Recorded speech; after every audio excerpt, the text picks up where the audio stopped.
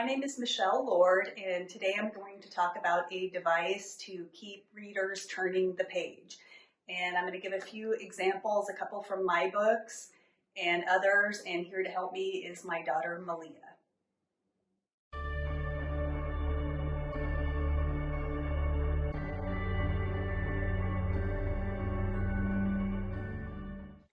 The first book is Patricia's Vision, The Doctor Who Saves Sight. Written by Michelle Lord, illustrated by Aliana Harris. At this point in the book, Dr. Bath has just graduated from medical school. Dr. Bath couldn't wait to begin her career as an ophthalmologist. She moved across the country to join the famed Jules Stein Eye Institute in California. Walking into work that first morning, she had no idea she was the first woman on the faculty.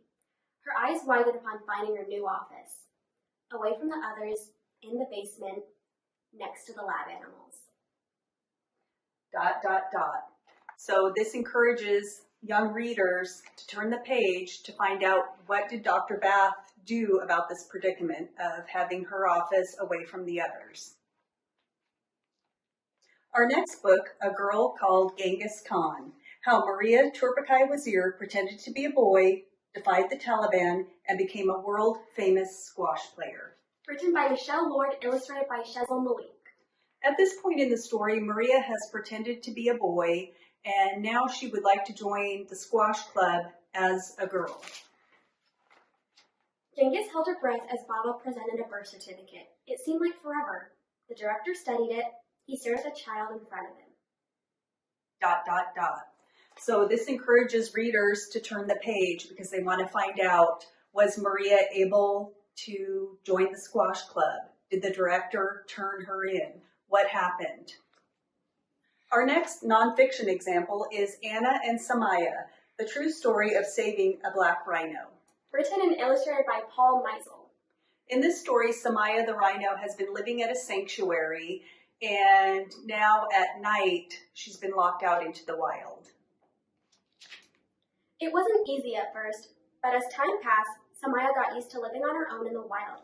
Sometimes Anna wouldn't see Samaya for a long time. Then... ... So readers are wondering, did Anna see Samaya again? Did Samaya leave? So these ellipses encourage page turns. Next, we'll look at how a fiction picture book encourages page turns. Mixed, a colorful story. Written and illustrated by Ari Chung. At this point in the book, the colors red, yellow, and blue have been introduced. Everyone lived in color harmony until... ...